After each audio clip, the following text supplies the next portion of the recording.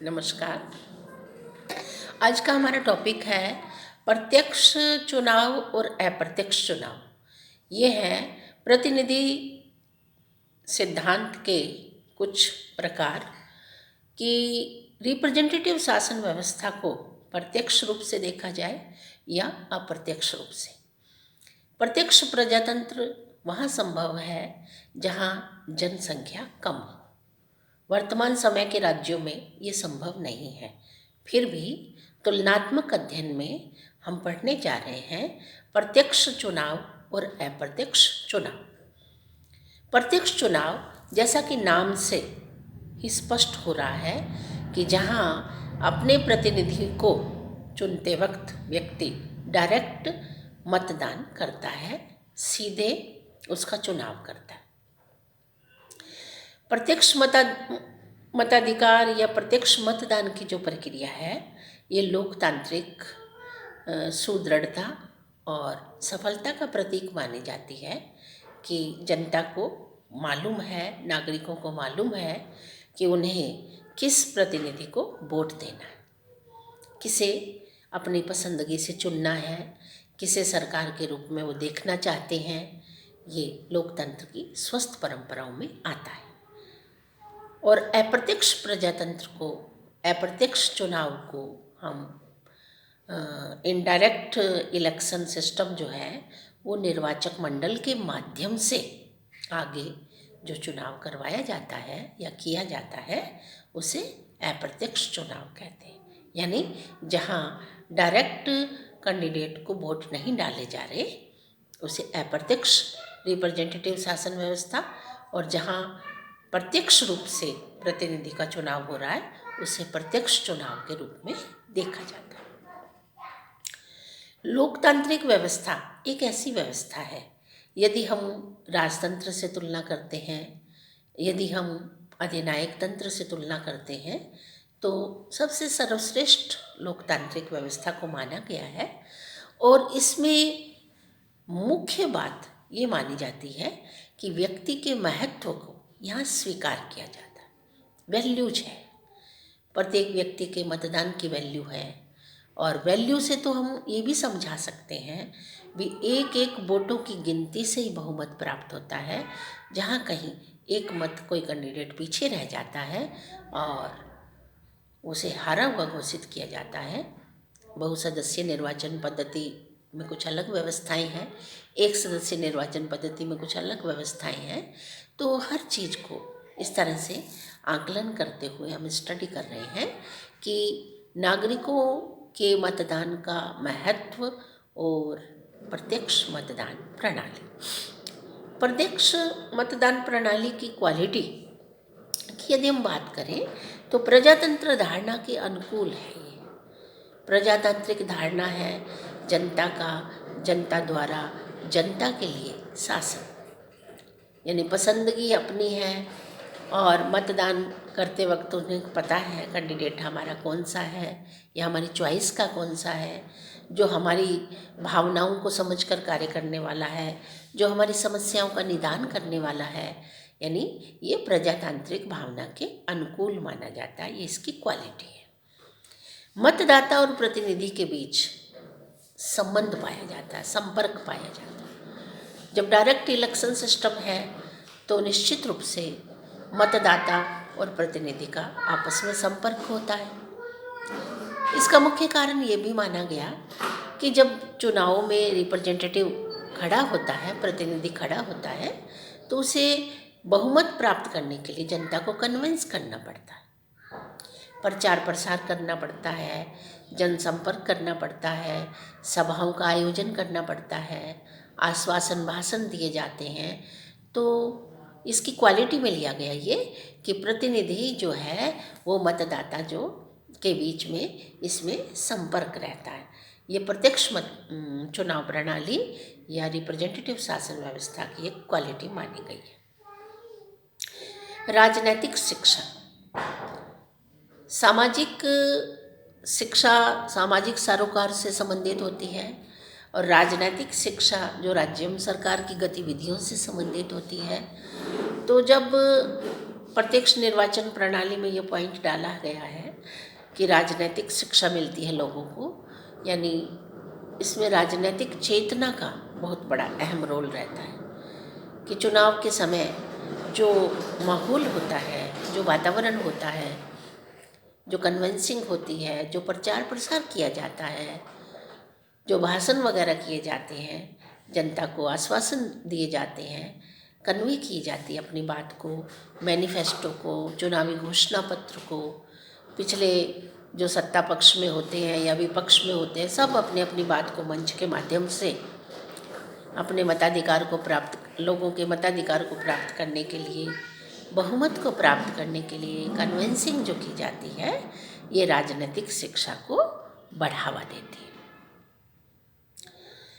यानी चेतना, अधिकार, दायित्व, कर्तव्य, समस्याएं, उनका निदान, ये सब बातें इस परिप्रेक्ष्य में बहुत मनोविज्ञान के अनुकूल मानी जाती हैं प्रत्यक्ष प्रजातांत्रिक प्रणाली में।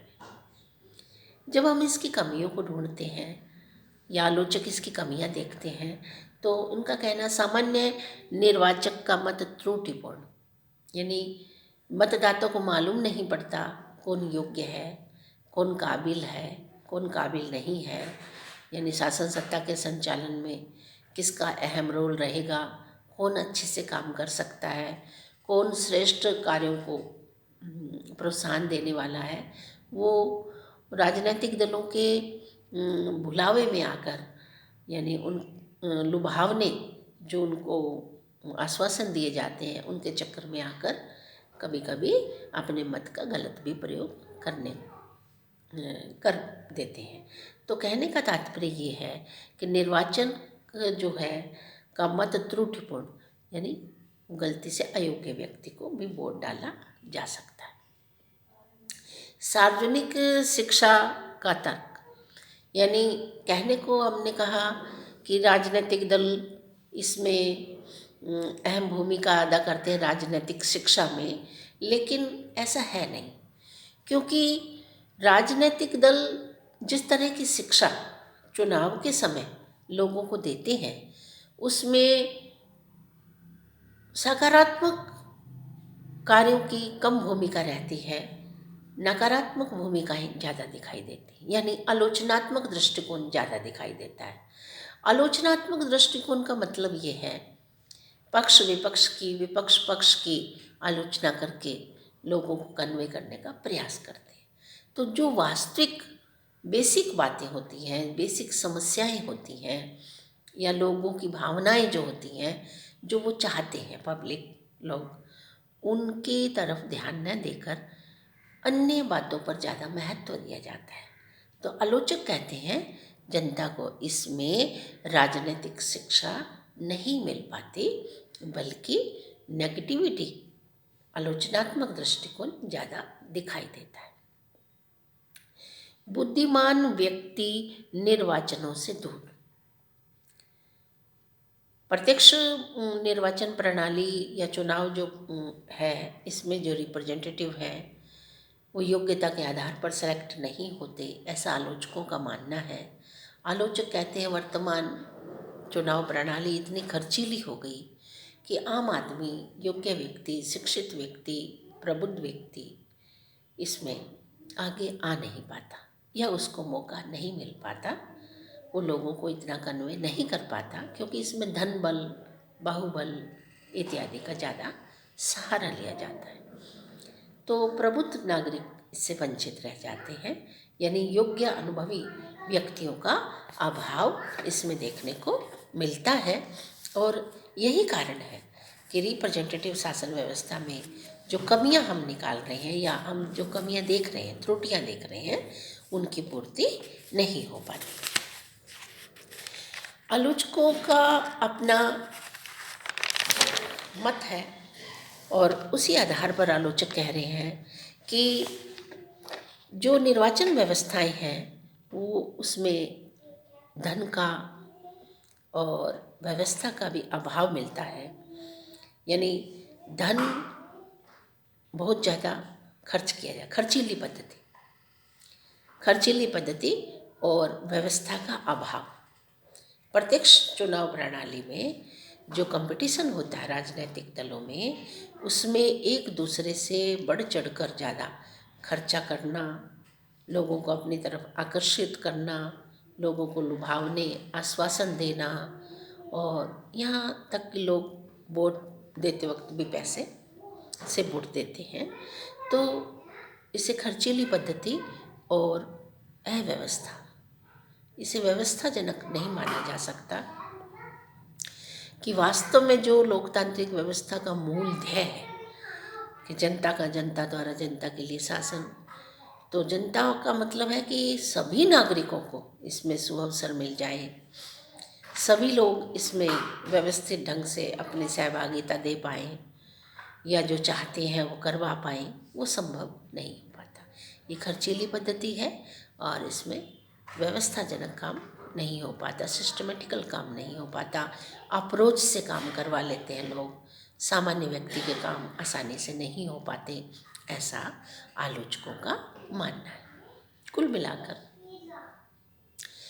प्रतिनिध्यात्मक शासन प्रणाली अपने आप में गुणों के आधार पर भी पहचानी जाती है, अवगुणों के आधार पर भी पहचानी जाती है, और यदि हम इसे संसदीय कार्य प्रणाली में देखें तो बहुत महत्वपूर्ण कार्यों का निवारण भी होता है, बहुत महत्वपूर्ण नीतियों का निर्धारण भी होता है और उनका क्रियान्वयन भी होता है, और कहीं कहीं कभी कभी ये भी देखने को मिलता है कि अमूल्य समय जो है अनावश्यक बहस में, आलोचना में, प्रत्यालोचना में व्यतीत कर दिया जाता है, जिससे जनहितकारी कार्यों को वो गति नहीं मिल पाती, वो मतलब उसे पूरा करने का समय नहीं मिल पाता जो समयबद्ध तरीके से पूरा कार्य होना चाहिए।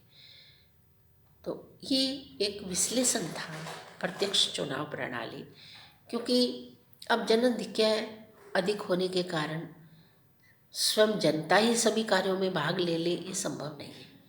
इसलिए रिप्रेजेंटेटिव शासन व्यवस्था को अडॉप्ट किया जाता है, और रिप्रेजेंटेटिव शासन व्यवस्था में हम लोकतांत्रिक प्रक्रियाओं का उल्लेख करते हैं, गुप्त मतदान है, संवैधानिक प्रावधान है, नागरिकों को मौलिक अधिकार है, राज्य सरकारों को नीति निर्देशक तत्व गिनाए गए हैं, लोक कल्याणकारी राज्यों की स्थापना है, समयबद्ध तरीके नियतकालिक चुनाव है, राजनैतिक दलों को सुअवसर मिलते हैं, जनता के सामने पसंदगी के व्यापक क्षेत्र हैं, वह अपनी पसंद से अपने प्रतिनिधि का चुनाव कर सकते हैं। नमस्कार।